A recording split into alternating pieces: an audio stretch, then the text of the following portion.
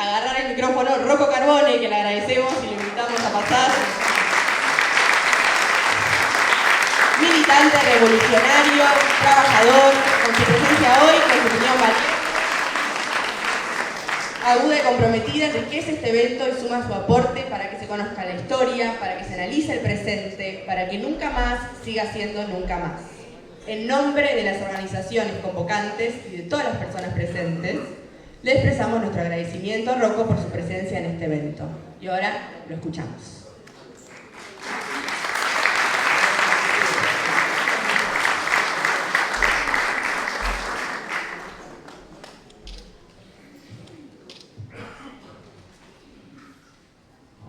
Buenas noches. Podría decir compañeras y compañeros. Claro, por supuesto. Pero creo que nos podemos dirigir a nosotras y a nosotros como partesanas y partesanos. Eso, compañeros y compañeras, me gustaría saludarnos así.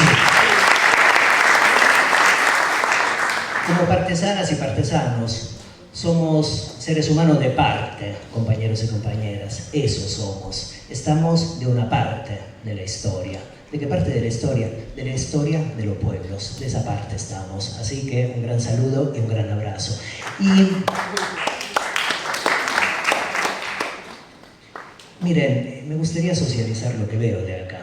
Veo belleza. Esa es una palabra que me gustaría poner en esta conversación, en esta charla, en este diálogo entre nosotros y nosotras.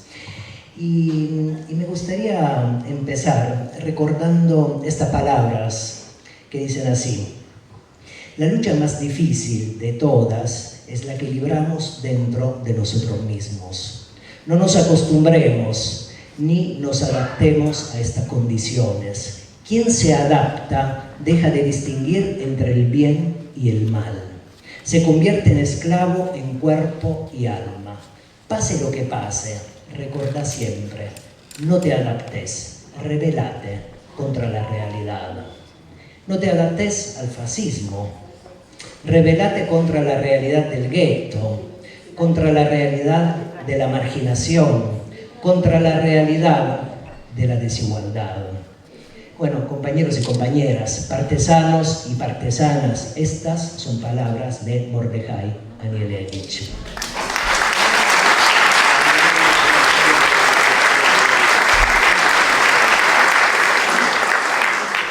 Mordechai Anielewicz quizás fue la figura más destacada del gueto de Varsovia, y cuando organicé estas palabras traté de imaginar quién fue su primer interlocutor, el primer interlocutor de Mordechai, e imaginé que tal vez la primera vez que Mordechai le comentó estas palabras a alguien fue Mira Fugler, que fue su compañera, su novia, y que también efectivamente integró el levantamiento del gueto de Varsovia junto con otros tantos jóvenes que tenían su edad. Eran jóvenes como tantos y tantas que están acá. Muchos tenían 15 años, 16, 20, 20 y pico. Y miren, compañeros y compañeras, el gueto judío de Varsovia, que en alemán se decía Jüdischer Bundesbezirk in Warschau, fue instituido efectivamente por el régimen, por un orden horroroso, el régimen nazi, y fue instituido en octubre de 1940. Y lo instituyeron en una parte muy específica de la ciudad de Varsovia, que era la parte vieja, el viejo barrio de la ciudad, y en un barrio que se llama hoy en día también Nalewki, el barrio de los licores. Y fue el gueto más grande, uno de los guetos más grandes entre los guetos nazis, pero no tanto por su extensión territorial, sino que fue uno de los guetos más grandes por la concentración de seres humanos que fueron amontonados ahí, dentro de los muros del gueto de Varsovia. Y me gustaría recordar las lenguas que habitaban el gueto. Se hablaba yiddish, evidentemente, pero también hebreo, el ruso, el polaco. Y la constitución del gueto, compañeros y compañeras, fue el primer paso de un periodo histórico largo que condujo al Holocausto, que condujo a la Shoah, que condujo al genocidio de un pueblo. Y nosotros y nosotras lo sabemos muy bien. El genocidio es una figura del horror. El genocidio es una gran figura del horror. Y lamentablemente, diría dolorosamente, esa figura habita también el siglo XXI. Este siglo XXI que estamos viviendo y del cual somos contemporáneos. El ejército nazi invadió Polonia en septiembre de 1939, el 1 de septiembre de 1939, y con ese evento empezó lo que recordamos como Segunda Guerra Mundial. Y luego, 20 días después, o sea, el 21 de septiembre del año 39, el comandante de la Gestapo, el Brigadeführer Reinhard Heydrich, junto con otra figura tan oscura como él, Himmler, elaboraron un proyecto, el proyecto de las deportaciones de judíos y judías a los guetos de las ciudades de Polonia. Y ese proyecto lo presentaron como el primer paso de algo que recordamos que fue la Endlösung, o sea, la solución final de la cuestión judía. Bueno, con esas acciones recordamos que efectivamente Polonia fue anexada al Reich. Y quiero recordar un poco la vida en el gueto, rememorar un poco la vida en el gueto de Varsovia. El gueto ocupó un espacio chiquito de la vieja ciudad, tenía 4 kilómetros de largo y 2,5 de ancho. Abarcaba el antiguo gueto medieval, las calles del barrio industrial y la zona de la autopista que iba de Varsovia a Berlín y de Varsovia a Poznan. Y la autopista cortaba el gueto en 2 partes. Y entre las 2 partes del gueto había un puente que se elevaba sobre los muros y que unía el gueto chico y el gueto grande. Y en ese campo fue concentrada casi la mitad de la población de la ciudad de Varsovia. Estamos hablando aproximadamente de 500,000 de personas, de 500,000 de seres humanos. Y para ese 500,000 de seres humanos, la residencia en ese gueto fue obligatoria.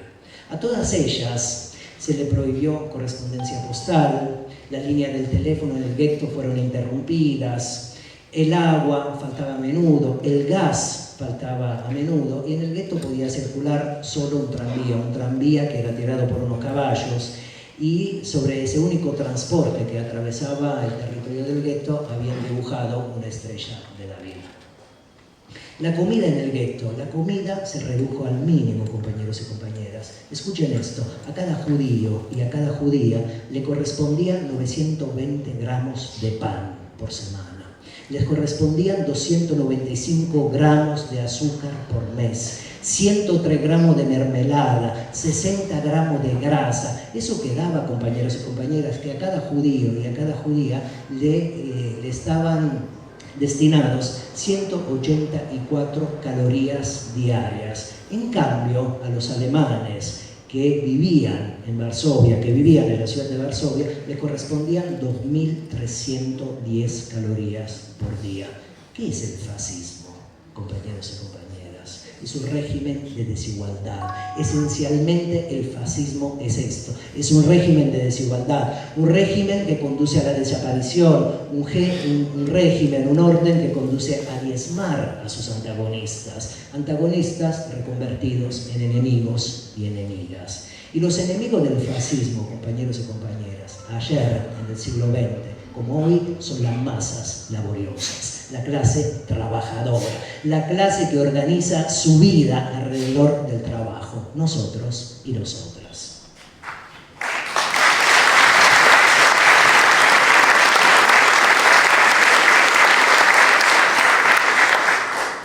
Y de hecho, los judíos y las judías del gueto de Varsovia fueron empleadas como mano de obra esclava para trabajos forzados en las industrias alemanas, fueran esas industrias civiles, fueran bélicas, fueron empleados y empleadas para la limpieza de las calles, para la excavación de canales, para la construcción de instalaciones militares. Los judíos y las judías del gueto de Varsovia fueron tratados como trabajadores esclavizados. El fascismo, compañeros y compañeras, ayer como hoy, en el siglo XX, como en el siglo XXI, esclaviza el trabajo, nosotros y nosotras.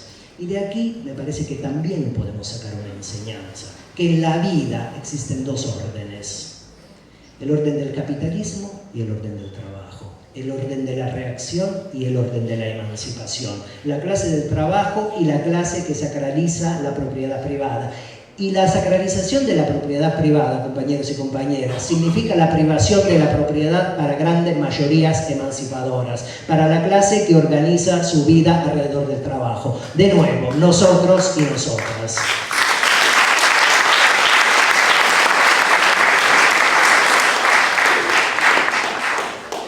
Y en los momentos más excesivos de la historia, esos dos órdenes se llaman revolución y contrarrevolución.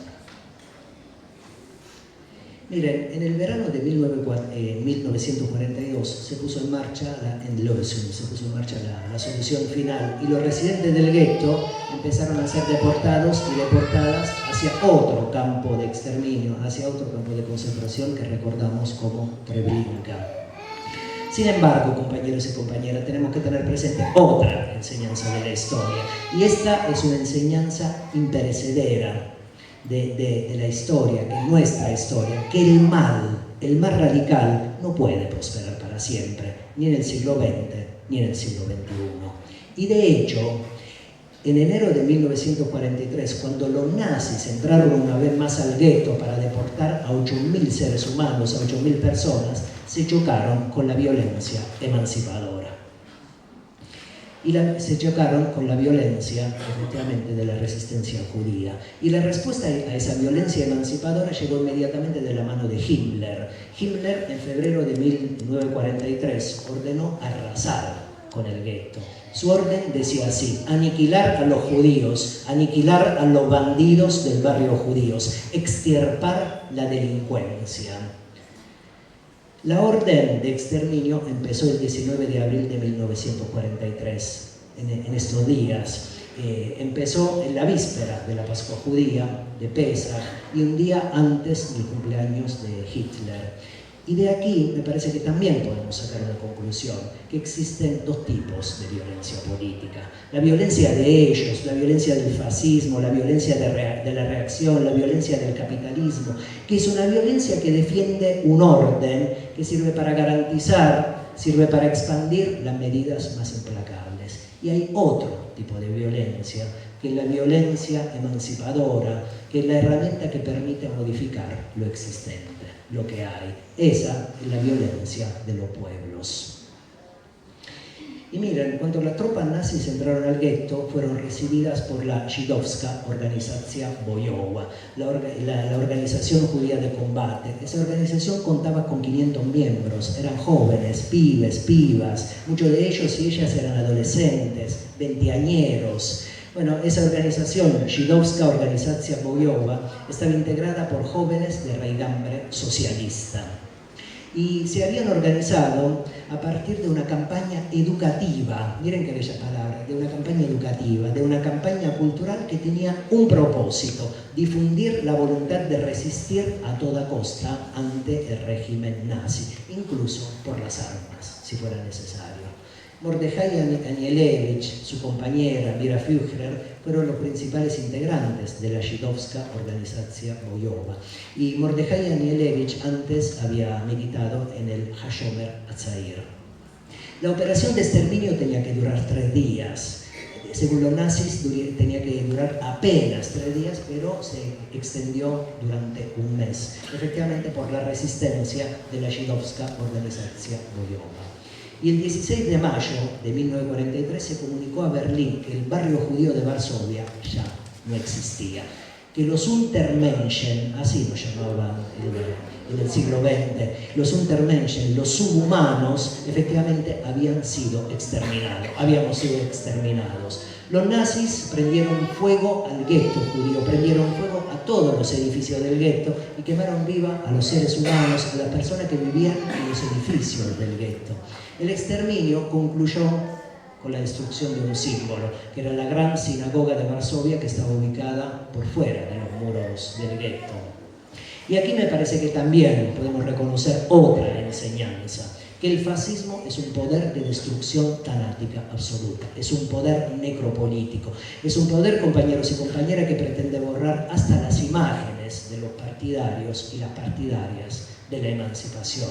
Algunos de los nombres que la reacción pretende borrar hoy en la Argentina, entre nosotros y nosotras, son los nombres de Milagro Sala, los nombres de Julio de Vigo,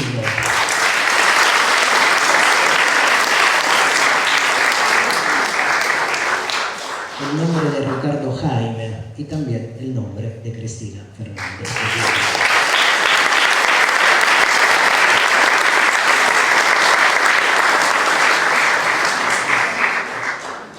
El 8 de mayo de 1943, Mordechai Anielewicz, Mira Führer, junto con nosotros y las otras combatientes de la Żydowska, se suicidaron.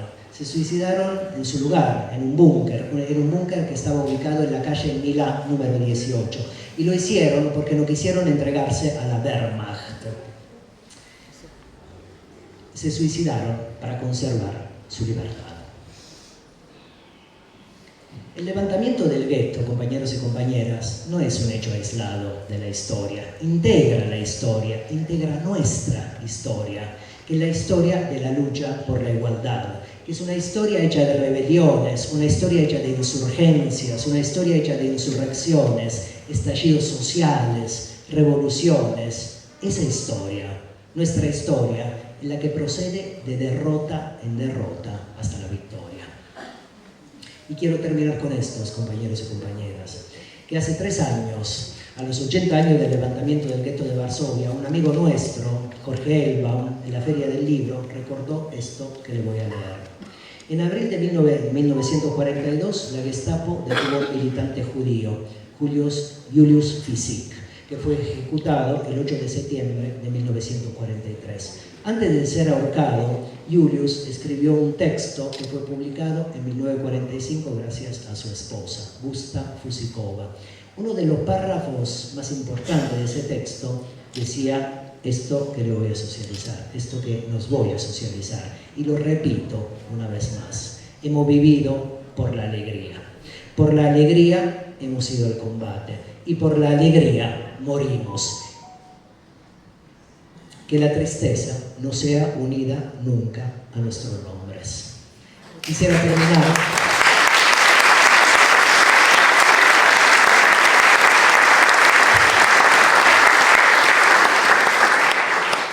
con una pequeña consigna, 3 palabras: belleza, rebeldía y lucha.